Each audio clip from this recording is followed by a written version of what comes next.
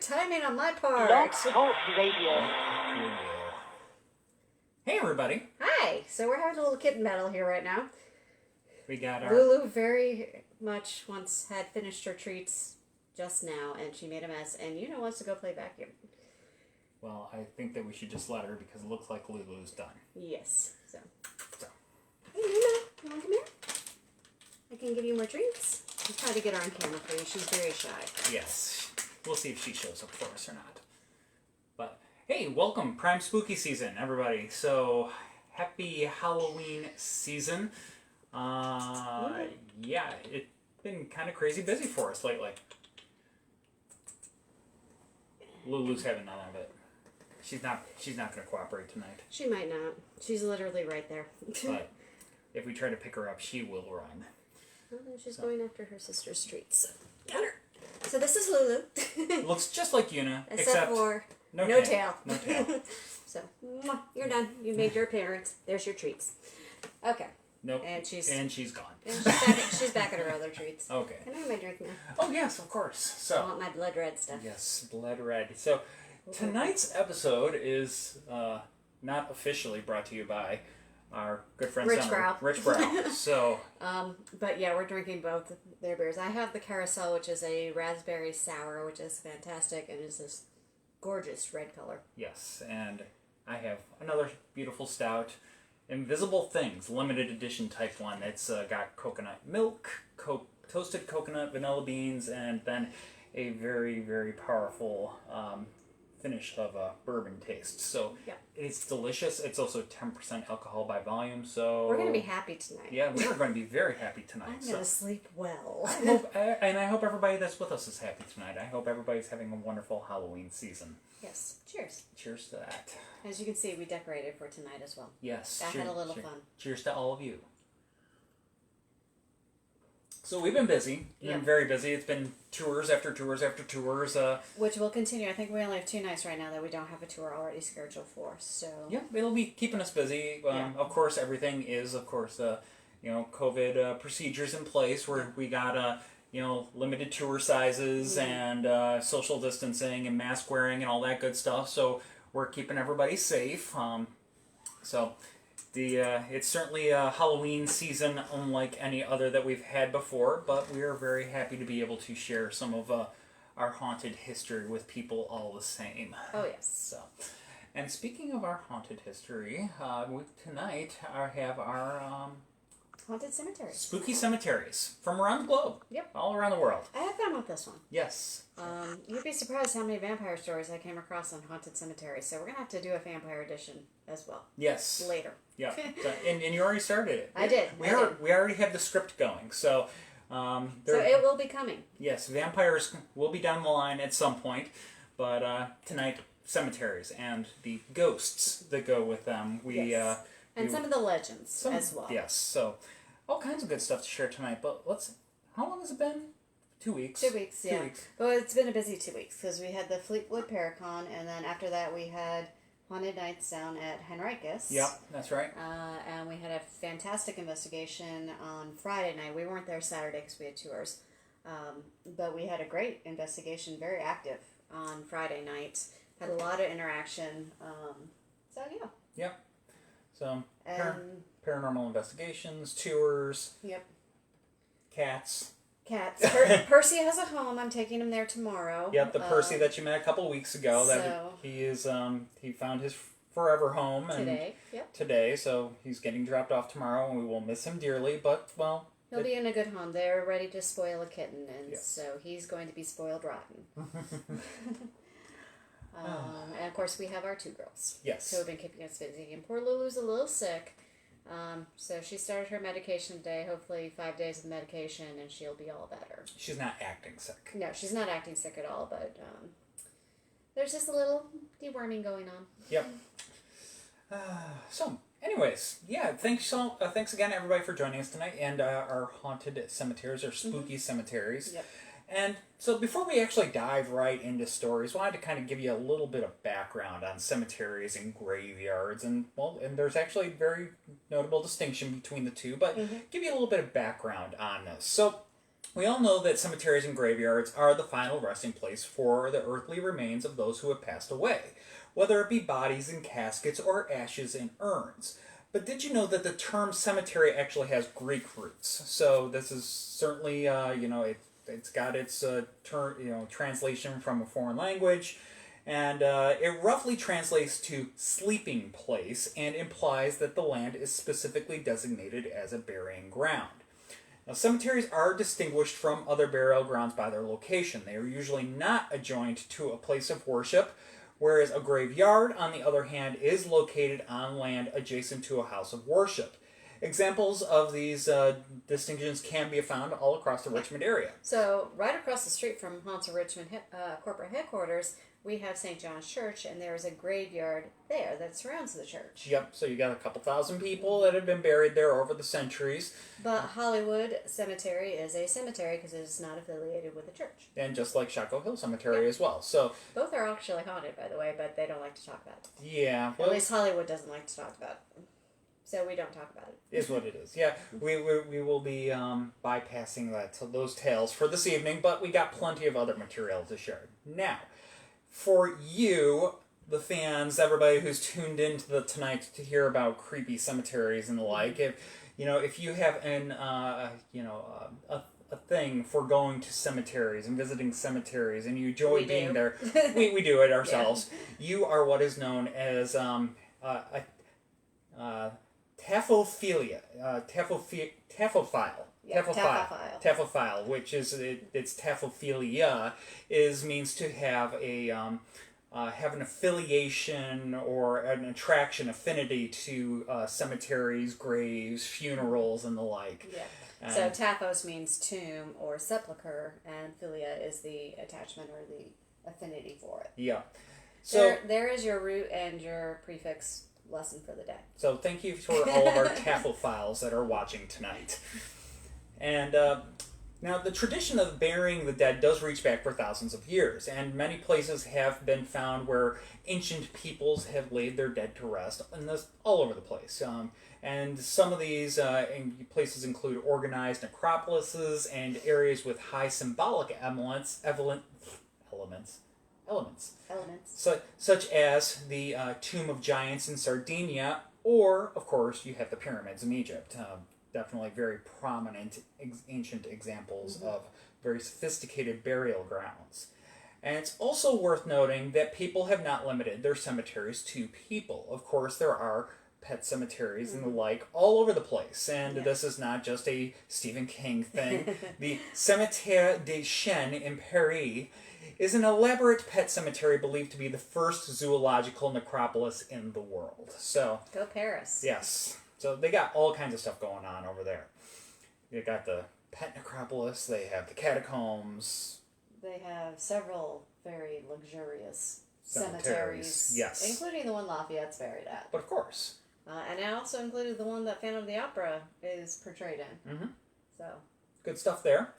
And so as a basic function as cemeteries serve, and as immortal as they often seem to us today, they are not without their problems as time and progress, big quotations, march forward. Cemeteries in cities use valuable urban space, especially in older, long-established cities. Paris. Yep, Paris. As historic cemeteries begin to reach their capacity for full burials, alternative memorializations such as collective memorials for cremated individuals is becoming more common. While most places have traditionally respected cemeteries for centuries, in some places it has been considered normal to destroy graves. Different cultures, I'm not going... That's a whole other discussion which could go in a terribly wrong direction, but it's just a fact. In many of these cases, after a suitable period of time has elapsed, the headstones are removed and the now former cemetery is converted into a recreational park. I guess it could be worse. Or a construction site. Oh, it can get worse. Yeah. So, we have talked about a playground outside where a hospital used to be and their cemetery, and they put the playground on top of the old cemetery. Yep. So it happens. And so a prime example here in the United States is the city of Savannah. So, and please, let's not get started on the whole Native American burial ground thing, because we know that's happened everywhere, and of course there's plenty. We could do Denver Airport, let me just leave it at that. We could do an entire episode on Native American burial grounds. So, yeah, another time for that too. So, to help solve these land crunches now, many municipalities, they're trying to seek out new ways to meet their space needs. And maintaining their respect for the dead. One of the recent trends, and this is something I wasn't really aware of until we started doing some research, particularly in South American cities, is they start constructing high-rise buildings to serve as cemeteries. So it's a new version of a catacomb. Yeah, new version. It's a vertical catacomb above ground, so something very different. Now, regardless of their age, their size, their style, in many countries, cemeteries are objects of superstition and legend, and they are sometimes used, usually at night, for black magic ceremonies or similar clandestine happenings. Voodoo rituals. Yep. Stuff like that, and the purpose is to use the proximity to the dead and their spirits to enhance the rituals. Speaking of the spirits roaming cemeteries of the world, this brings us to our first story of the evening. Where's the most haunted cemetery in Virginia? Ooh. Well, that's a toss-up. It's whether they're open about it or not, because a lot of cemeteries are not open about being haunted. Yes. First and foremost, it's no secret. Yeah. Let's just get it out of the way. No secret. Hollywood Cemetery. Yeah. They have at least 8 to 9 ghost stories that we know of. Yes, they have. But they don't like to talk about it because it's an active cemetery and they want to be respectful to the people who are buried there and their families. And we are respectful of that position. So we generally, aside from talking about like the Richmond vampire, which is an urban legend associated with the Churchill train tunnel, and we do visit the tunnel on one of our tours, so that's where we talk about it. Yeah. So we like to maintain our cordial relationship with the cemetery, but that probably is hands down, based on the volume of stories that we have, the most haunted cemetery in Virginia. Now, Arlington is also haunted. Hi, sweetheart. You are not getting the bag of treats. I'll let you put that over there. Or the beer. Or the beer. No wasting the beer. Arlington is also quite haunted. I actually started researching this for a Washington, D.C. Episode as well, and I found at least 5 ghost stories between Arlington and the original cemetery up there. That one has about 4 as well, which I think is Colonial Cemetery. I'd have to double check that. But they're both quite haunted as well. And again, these are just the published stories that I have in my books. I haven't even dove into my rabbit hole of research on the internet yet. So those 2 are also very haunted as well. Another question? Nope, I'm responding. You're catching up? I'm catching up. All right, so we're going to start way up north in Maine, because this is one story from last week that we didn't get to, or the last show that we didn't get to actually include in our show because it ran too long. And it's also just, it is a little and outside. It has to do with a cemetery, so it kind of made sense to move it to this week. Hi, Lulu. You're where you're not supposed to be. She's fine. She's climbing the bookshelf. She's not hurting anything Yet. I'd rather have her climbing the bookshelf than eating the cords. Hey, Sweet Pea, what are you doing? You're not going after the treats. She's fine. Anyway. We got stories to read. Yes, we do. Face in the water. Okay, so this is in Bucksport, Maine. As we said, if you tuned into our last episode, we were talking about Bar Harbor, Acadia National Park. This is just a short distance to the west of that area, and it has now had a very long reputation of being a portal to other dimensions.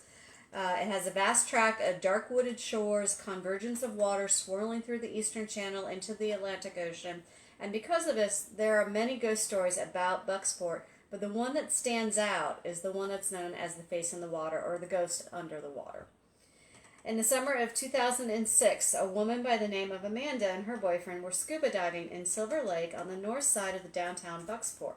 It's a picturesque day with the lake water shimmering and a refreshing salty breeze blowing through the air from the nearby ocean. The couple swam together for a while before splitting off from one another to explore on their own. It was while she was off on her own that Amanda encountered the apparition. She heard it first, a gargled moan, cries, vast bubbles of air reverberating under the water. Amanda spun around and saw a figure a short distance away. Its back was turned toward her, but it was clearly a woman with long hair and a long dress. The woman was struggling for help, crying out in the water, and then she slumped over. Amanda thought she was witnessing a living, breathing person drowning and approached her to offer help. That is when the woman turned and Amanda realized that her underwater companion was a ghost. The sighting parallels the sightings of other women in the area. Two Bucksport residents, Cheryl and her 17-year-old daughter, began having a series of dreams in the late 1980s. The dreams were always the same, a woman with long hair and a long dress struggling for her life underwater. She knocked over a bear. I just lost my spot. Sorry, cats. For a time, the mother and daughter didn't realize they were having the same. In fact, there goes her cat. They live. Oh, that was Lulu, everybody. So when they did finally realize what was going on, they launched an investigation. And they wanted to work with local author Carol Shute. And when they came across from the research is that the ghost was the spirit of a murdered woman named Sarah Ware. This murder of Sarah Ware happened in 1898, and it sparked one of the most sensational murder trials in Maine. She is 52 years old and had come from Nova Scotia originally, but she had been working as a domestic in Bucksport at the time of her death. Most accounts of the murder placed Sarah at a poker game on the night that she was murdered. There were many prominent men in town, including lawyers, a city councilman, and a business owner. Rumor has it that one of these men struck her when she refused his advances. The blow was fatal, crushing her skull and killing her instantly. Other theories suggest that she was killed for the cash that she might have been carrying that night.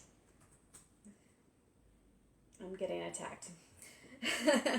Whatever the circumstances, the body of Sarah Ware was discovered in a field 3 weeks after her disappearance. Animals had eaten off most of her face, her jaw and cheekbone were missing, yet the scalp, with its long hair, remained intact. Carefully folded up under her head was Sarah's blood-stained cape. The arms were crossed in a traditional fashion. When the officials tried to pick up her body, the head fell completely off. The courts retained that the skull needed to be evidence, and they put it in an evidence box. Meanwhile, city workers buried the headless body of Sarah Ware in a pauper cemetery. No matter how Sarah got there, one thing all the theories agree upon is that the murder trial was a sham. The men of influence used their power to cover up the evidence, and so the case was never solved. 80 years after the murder, the skull, with its ghastly head of hair, turned up in the dusty courthouse. With much publicity, a group of women, including journalists and historians, saw to it that the head received proper burial at the site of Sarah Ware's grave. Sarah was not allowed to rest in peace, however. The story continues because Sarah's remains apparently do not lie in the grave that contains her battered skull. The original resting place of Sarah Ware, the pauper cemetery that she was buried in 1898, is now under Silver Lake. When the town of Bucksport flooded the valley for the reservoir in the 1930s, the bodies of the cemetery supposedly received a proper burial in the new graveyard, but many suspect that some of the bodies, including Sarah Ware's, remain in their original graves and only their headstones were moved for appearances. This gives Sarah's spirit all the motivation she needs to manifest. She's tormented and trapped without her head, her body, and her spirit cry out to be reunited and for justice in her case. Now back to Amanda's sighting. When that figure had turned around, Amanda saw that there was no face, no eyes, no nose, no mouth or ears. It was not a skull she saw, but the appearance of smooth, blank skin, oval in shape. Amanda gasped in horror, pulled back, and shot to the surface. I don't think she ever returned to Silver Lake to scuba dive again. I don't think I would either. I think that smooth, no featureless face. That's just creepy. That's like nightmare. That's more terrifying than a skull. Yeah. If you ask me, I mean that's my. I'd rather see a skull because I admit it's supposed to be there. Smooth skin, no, it's supposed to be there. No. Anyway. Your turn to get distracted by the baby girls. Yes. So, they are... Cats! They've ignored us all evening. They have. They're putting on a show for y'all. So, our next stop, and of course, no talk of haunted cemeteries will be complete without a visit down to New Orleans. Orleans. And you have to go there. You have to go to New Orleans, particularly there's some. Don't get confused. It's St. Louis Cemetery number 1, not the city of St. Louis. St. Louis Cemetery in New Orleans. Yeah, number 1. It is the most famous cemetery down there. Yeah. So, before the introduction of modern drainage, the high water tables down there of New Orleans made burials very impractical. You could dig down into the marshy ground, and you could, in theory, put a corpse in the ground, but there's a high possibility that it would gradually work its way to the surface and possibly float by you during the next storm. Certainly not something that you want to see. So the solution was to bury people above ground. I guess inter them above ground, if you will. In tombs and mausoleums. And in doing so, the people of New Orleans created some of the most evocative and hauntingly beautiful locations anywhere in the world. These sprawling and maze-like necropoli have been the home of many ghost stories, but one location dominates, and that is the famous St. Louis Cemetery number 1. It's considered by many to be the most haunted cemetery in all of the United States, if not the world. Yeah. So, extremely haunted, tons of ghost stories down there. On our bucket list. On the bucket list. We have not been there. Now, St. Louis Cemetery number 1, it's a grand mixture of ornate marble tombs, crumbling memorials, and narrow, winding footpaths. Some visitors have heard weeping and groaning from inside the crypts, while many have seen a range of spectral phenomena ranging from unusual mists to fully fledged transparent figures. An old male face is reported to be manifest on the walls of one particular tomb, but one ghost, of course, rises above all the others, and that is of the voodoo queen herself of New Orleans, Marie Laveau. Now, although the truth of this voodoo queen is firmly obscured by folklore, there is most definitely was a Marie Laveau and a Marie Laveau II buried, she's next door, I guess, in theory, in St. Louis Cemetery number 2. And whether Marie really did live for over 100 years while retaining the lithe, sensual body of a young woman is entirely open to debate. She could have just had really good bone structure. Yeah. But she most certainly left her mark on New Orleans culture.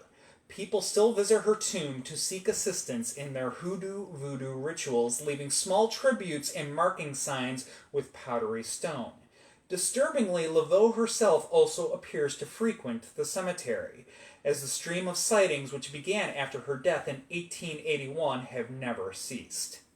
Her spirit has been reported inside of the cemetery, walking between the tombs, wearing a red and white turban with 7 knots in it, and mumbling an original New Orleans Santeria hoodoo-voodoo curse to cemetery trespassers.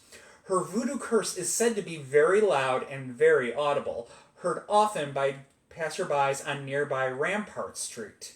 Locals say this has escalated in recent years, for she is alarmed by the many vandals and the cemetery's state of disrepair. Not exactly the ghost you want to tick off by letting things fall apart. No. So, voodooists of her very own in New Orleans secret hoodoo-voodoo society, which is still active in New Orleans in the 21st century today, say her soul appears here often as a shiny, large, black voodoo cat with fiery red eyes. One New Orleans voodoo mambo suggests that upon seeing this werecat, cross yourself 3 times and back away. One should never let the cat see your back. If Marie's spirit, or the werecat, sees it, you will be cursed forever to do her bidding. Others say that Marie Laveau's familiar, her large snake that she called Zombie, is buried in the tomb with her body. One voodooist says Zombie was placed in the coffin alive with Marie's dead body by her daughter Marie Laveau II. A story or two have been told over the years of people seeing a large, dark boa constrictor or black anaconda over 12 feet long, slithering amongst and between or through the tomb's tight alleys. Zombie is always close to Marie Laveau's tomb, guarding it day and night. He protects her tomb from those that would be tempted to mock her. At the height of the day, Zombie's ghost has also been seen high atop Marie Laveau's tomb basking in the noonday sun. By night, his form has been seen slithering amongst the narrow alleys by some who have attended a haunted cemetery tour. One tale of this ghost snake tells that Zombie followed a recent New Orleans visitor back to her hotel room who made fun of the tomb and her legendary voodoo magic. He appeared in bed with her as she slept and began to wrap his coils around her as she slept. Zombie frightened her out of her wits, as I might imagine. And the reason why he would have followed her back all the way to the hotel room? She spit on her grave. Why do that to anybody? Don't disrespect the dead. Don't do that. Don't do that. Do not mess with anybody's graves like that.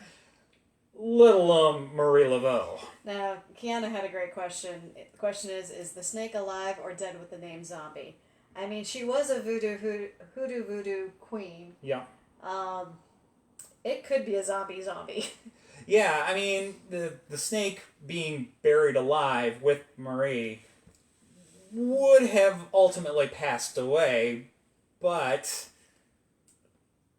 maybe. It could be a zombie. It could be a zombie. I mean, Marie Laveau II could have made the snake a zombie to watch over Marie Laveau's... The first grave for all time. And I mean, would make sense. It would make sense. A daughter loving her mother and wanting her protected. Yep. So, next ghost in the same cemetery. Yep.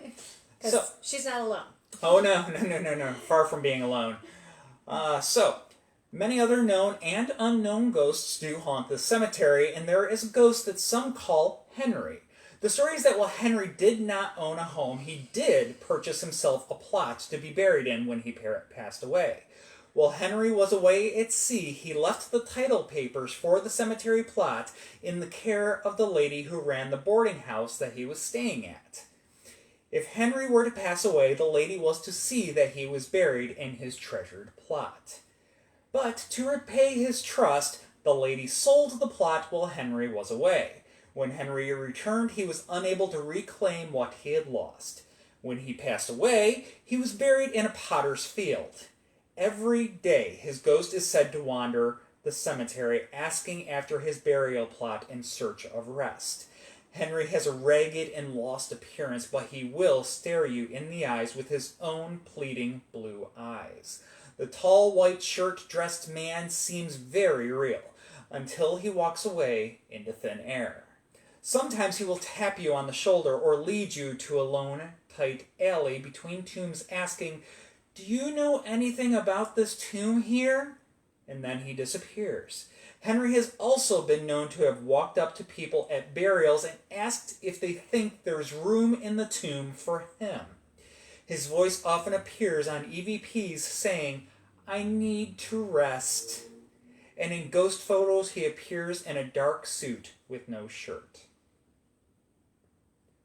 Man, people messing with graves. Yeah. Messed up. It's very messed up. Very messed up. Another well-known ghost of St. Louis number 1 is that of Alphonse. He was a lonely young man, and he will take you by the hand, telling you his name and asking, can you help him find his way home? He is also known by some to be seen carrying flowers and vases from other tombs and placing them on his own. Those who have seen him say he is afraid of a tomb with the name Penede on it and is said to warn visitors to stay away from it. He always appears with a smile on his face, but is said to start crying and then just disappear. There are also ghost cats and dogs that are said to prowl the cemetery daily. Very near the great walls of oven tombs, these ghost animals have never shown signs of meanness. It is said that these are the guard dogs and pets of a 19th century cemetery keeper. Often they lurk about the cemetery waiting for their owner, who was buried in St. Louis Cemetery number 2, to return to feed and care for them. If you decide to visit St. Louis Cemetery number 1 for yourself, be cautious. All of the paranormal activity has led to a warning that visitors to the cemetery are advised to go there at their own risk. Still want to go there. Still want to go. I'll still go. Absolutely. But I'll be very respectful. Yes. No spitting on graves, and, well, I'm not going to buy out anybody's grave plot from underneath them. No. No. Even if it means I get to be buried next to Nicolas Cage. Because he does have a plot down there. Okay. Yeah. You might want to take the treats away from her. Yep. Hi, kitty cat. All right, so we're going to move north again and stop in Savannah and talk about, of course, the town that basically has been built upon its dead.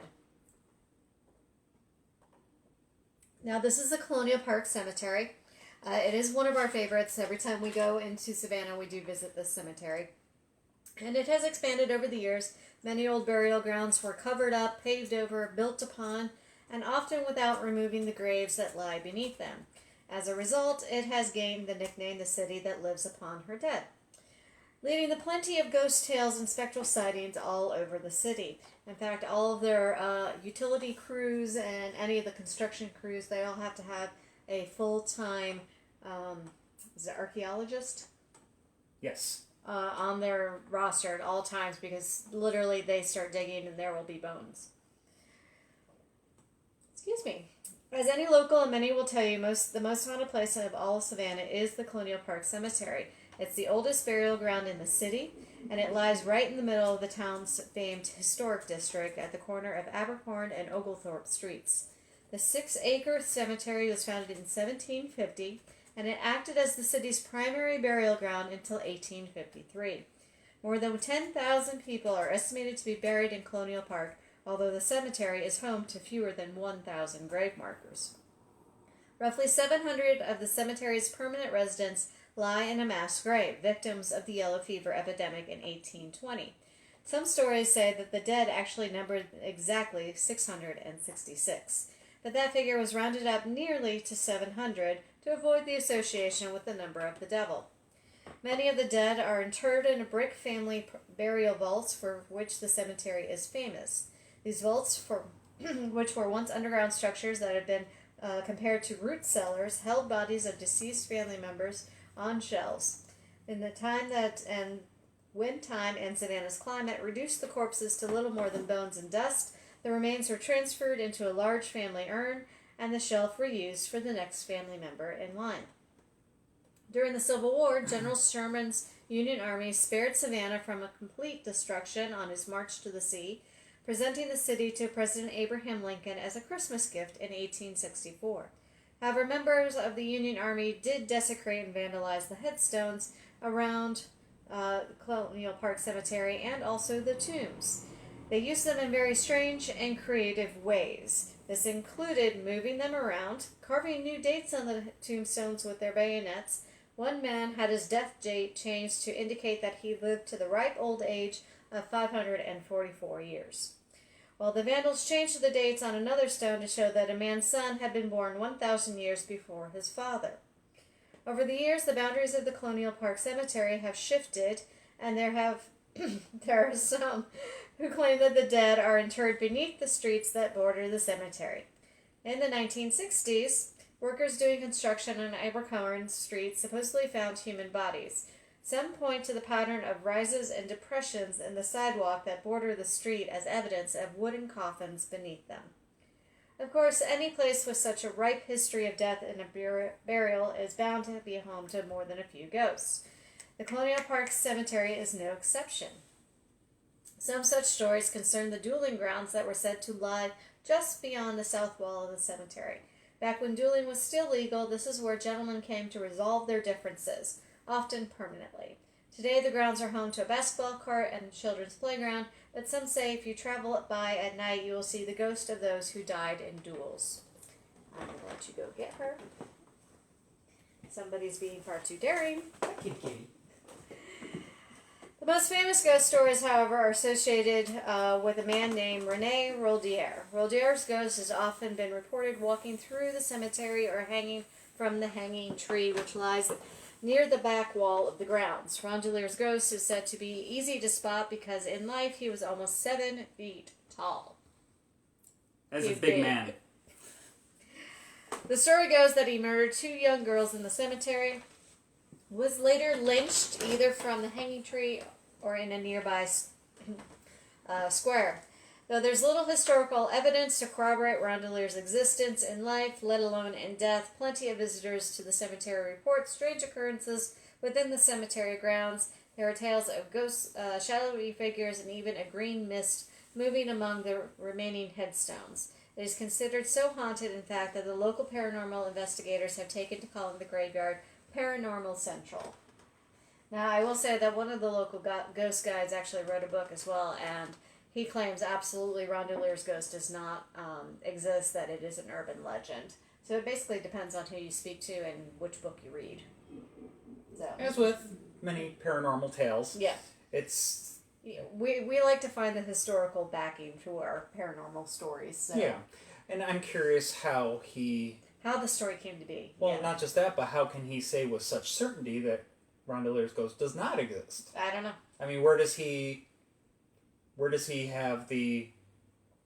You should have evidence to prove that there is a paranormal haunting. I'd have to go back and read that section of his book to see what he says for sure. Okay. But we have it, so... Interesting. Another day. All right, so now we're going to come a little closer to home. We're going to jump up to Baltimore because, well... Baltimore. And Poe. Yes.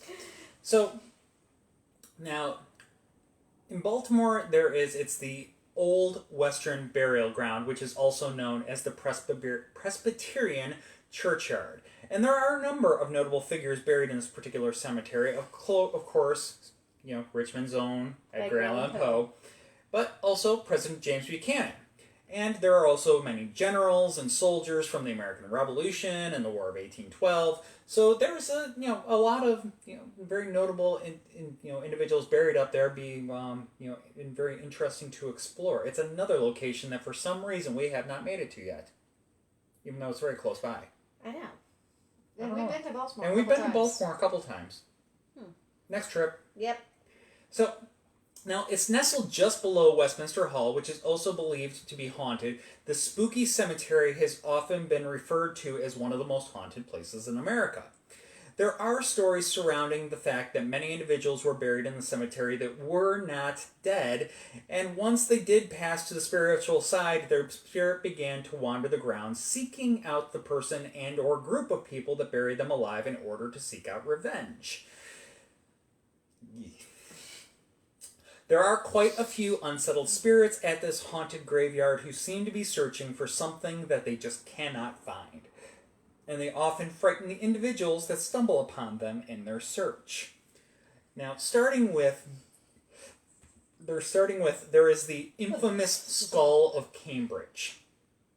And now this is buried in this haunted graveyard as well. It is said to be the head of a minister that was murdered, and it's believed that they took the skull, bound and gagged it before placing it in a block of cement in order to block out the sounds of blood-curdling screams that seem to emerge from it.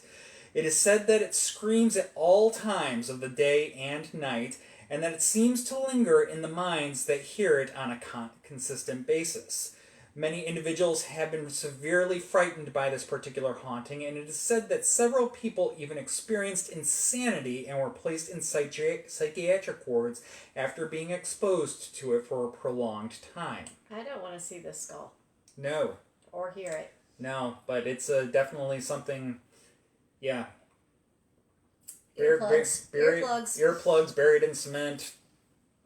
Bound, gag it, whatever you have to do. No screening skulls for me. Thank you very much. Wear the noise-canceling headphones. Yep. And, of course, we do have to mention our dear Edgar. It is his burial site, but it is naturally believed that the spirit of the ever-popular Edgar Allan Poe lingers amongst the graves nestled in the Old Western Burial Ground. Poe died unexpectedly as he traveled through this area. His death has never been explained. However, he was on the way to visit his mother-in-law in New York. He was to return via steamer ship with his mother-in-law before going to Richmond in order to get married, but he never ultimately left the area. It is believed that his apparition has been seen around where his body is buried, as well as in other areas near the burial site, such as the church. He seems to either mourn for the fact that he was unable to marry, or there are some instances in which he is believed to be waiting at the altar for his true love. Now, Edgar gets around because he haunts here in Richmond as well. Yes, yeah. He's in a bunch of spots. Yeah, lots of people like to claim him, and you know, it's an interesting story that we have here, but we're gonna claim him. Yeah. Well, he always believed himself to be a Richmonder. He spent a third of his life here, and he always said he was from Richmond when people asked. Yeah. So we claim him. We claim him. We got 2 ghost stories of him here in town, and they don't even include the Poe Museum. No, they don't.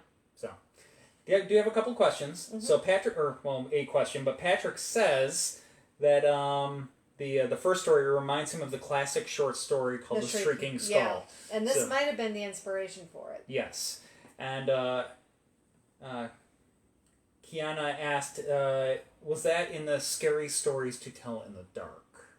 I have not looked at Scary Stories to Tell in the Dark in far too long. No, that's not where I found it. Huh. Good question, but no, we did not pull the story from there. No. I think I found it in a Pinterest. It was on Pinterest. Trying to remember if it was a travel magazine or if it was BuzzFeed.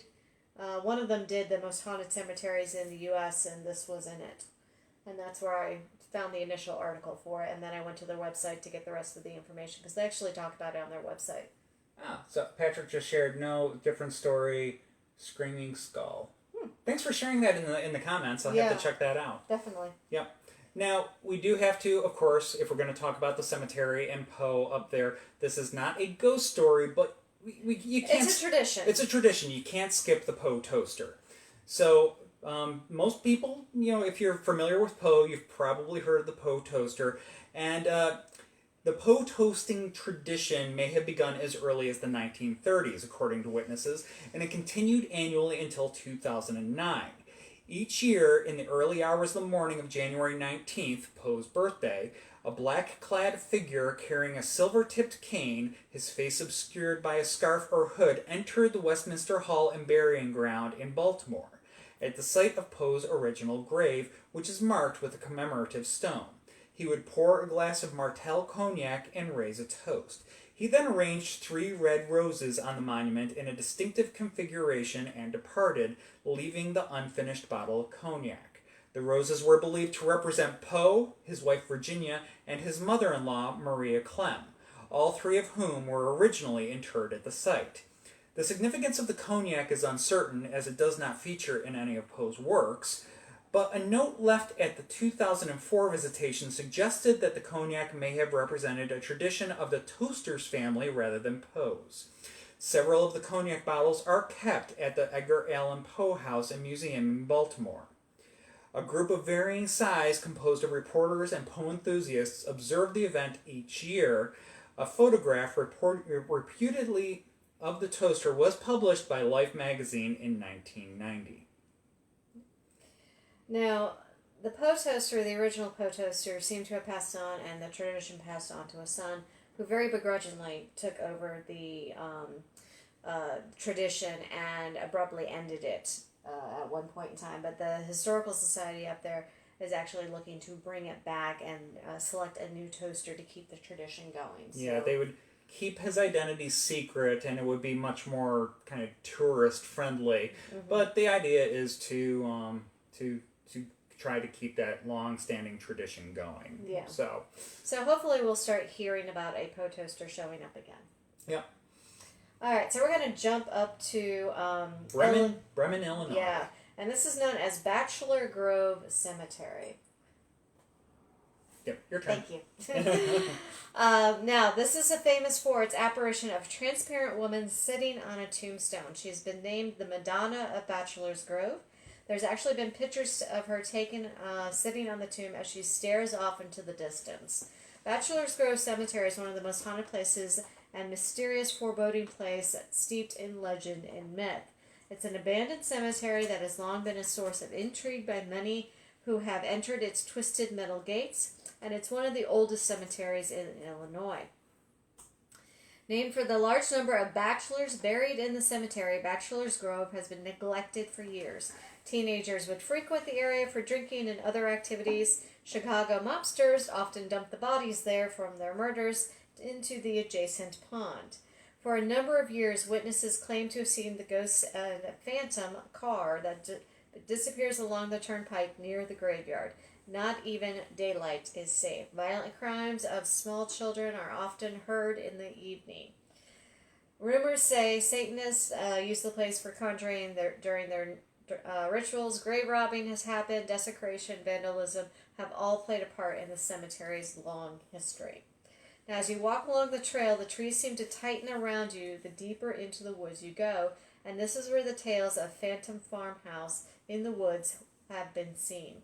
Descriptions of the house have been consistent through the years. It's a white house with porch pillars, a swing, and a soft light burning in the window.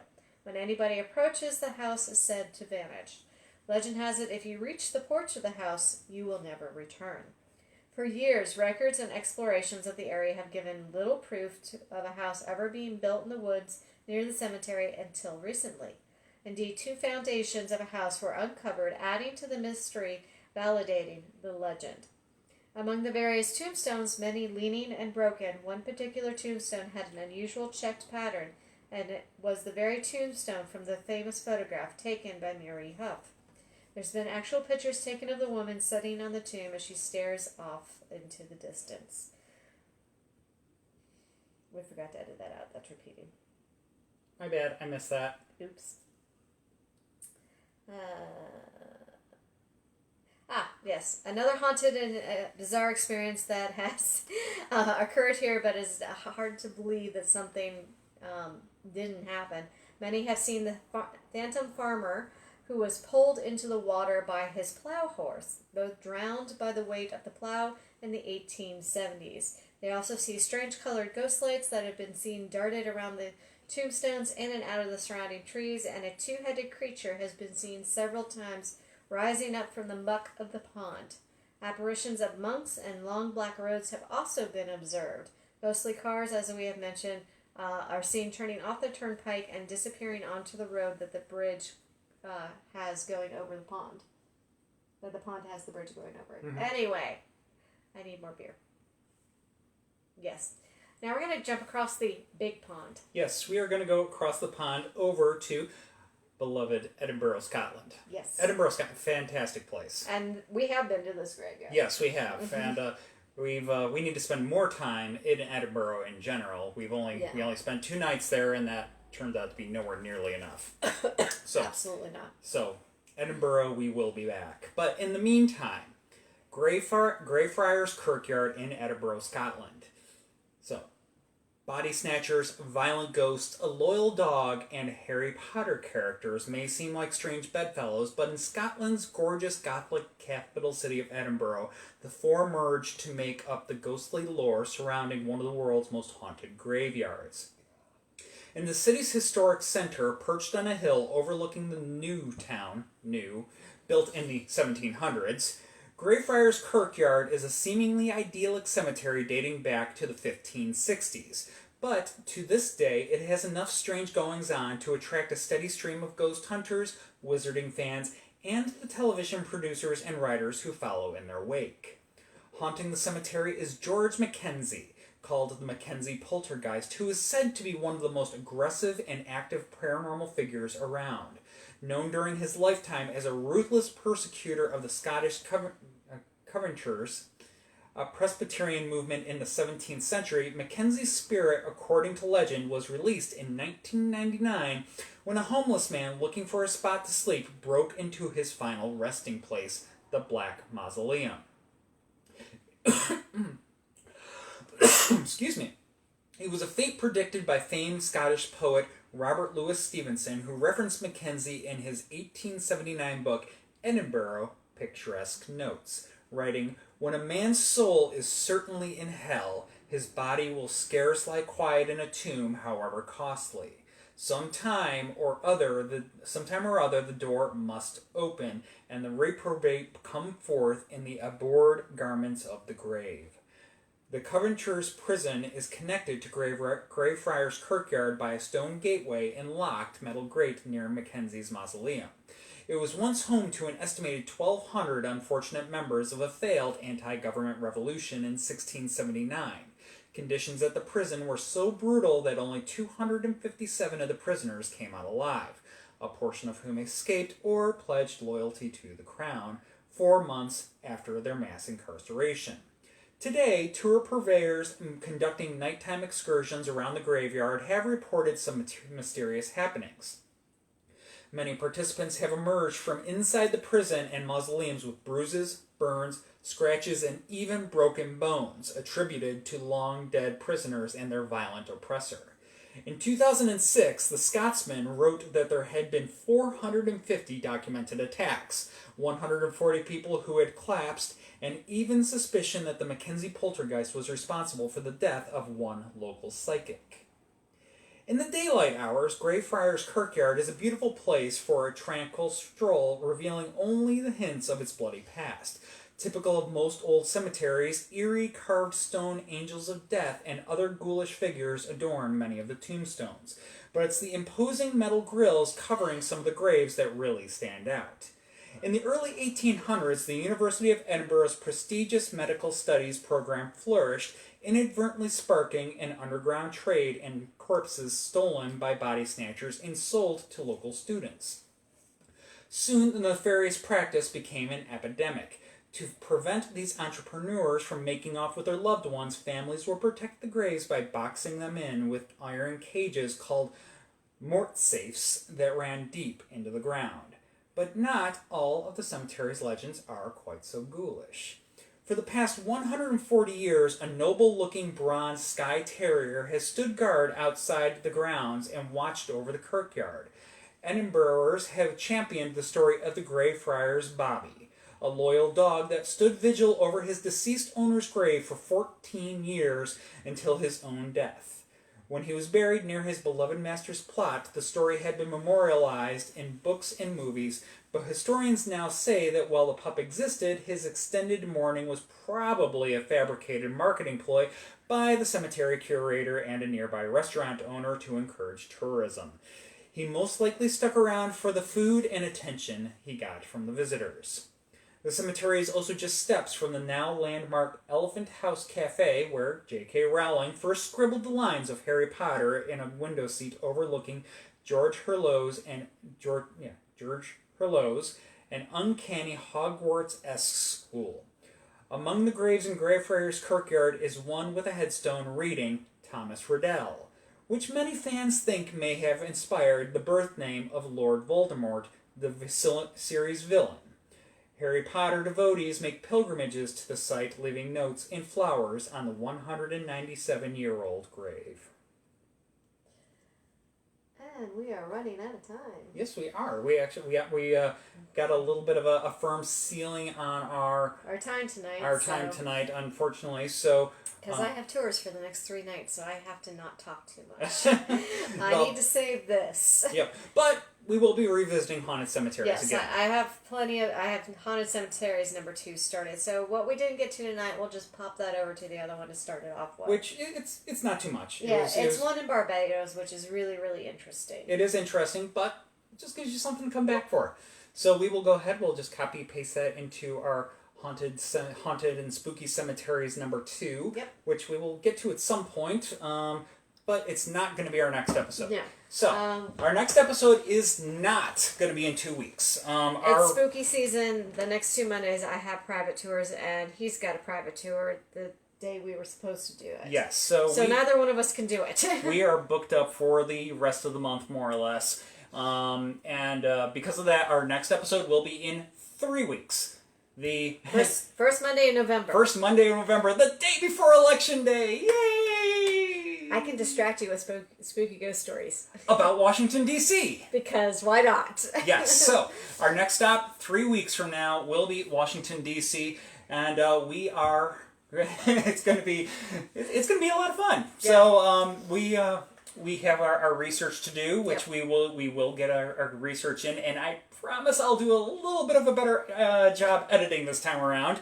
It's not as bad as one of the ones you've done, which was like almost an entire page. Yeah, no, it's true. So that was only about a paragraph. But yes, we will be back in 3 weeks, and for missing a week, we are going to make it up to you next month. Yeah. We'll do the first Monday of the month Skip a week. Skip a week, 2 weeks later, and then we're going to do 2 Mondays in a row. Yep. So you're going to get to see us 3 Mondays next month. Yep. 3 Mondays next month. So we are looking forward to that. And yeah, gosh, if you haven't gotten, I hope everybody is. Oh gosh, I hope everybody's enjoying and having a great spooky season. Yep. Alex, yes, happy spooky season. Happy Halloween to you. Happy Halloween to everybody that's watching tonight. And I'm glad you like my dead baby heads up there. Everybody was liking my decorations. Oh, Mark, we have somebody watching us in New Hampshire. Oh, Margaret, thank you so much for tuning in and watching us tonight. I mean, we have our friends that watch us here in the Mid-Atlantic, but I don't know too many people that have said they're watching us from New Hampshire. So, Margaret, thank you for tuning in and watching us tonight, and we hope almost back home. Yeah, hope that you will watch us again down the line in the future. Yep. But yeah, if you want to. Oh, yeah, good luck surviving as you get closer to Election Day. I am picturing something like The Purge. I hope not. I really hope not.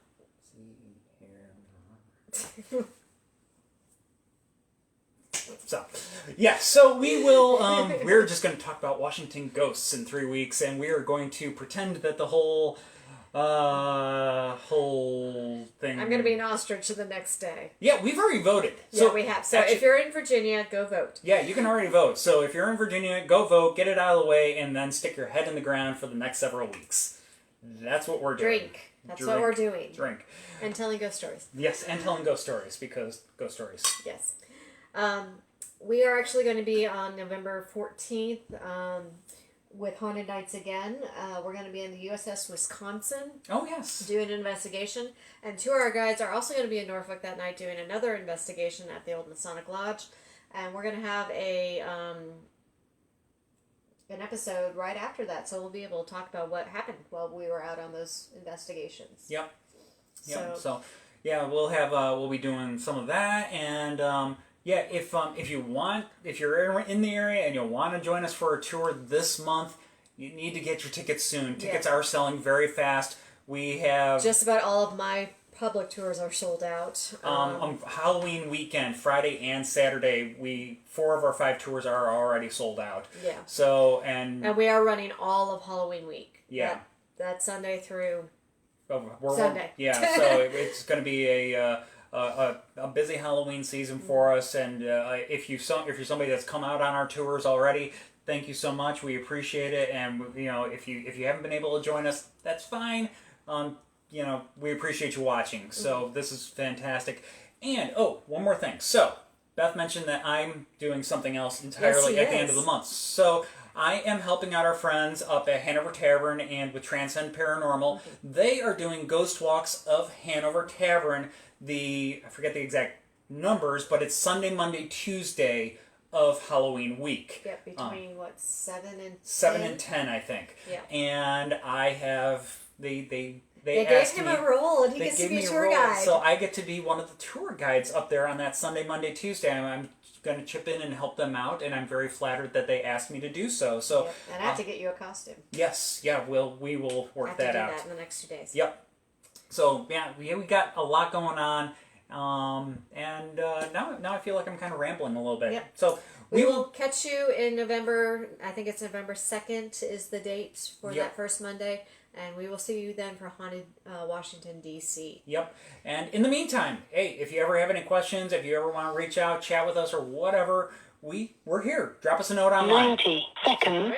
With that, we've just been given our cues. Yeah, so we'll talk to you all later. Yep. So y'all have a good night. Thank you so much for joining us, and good night. Yes.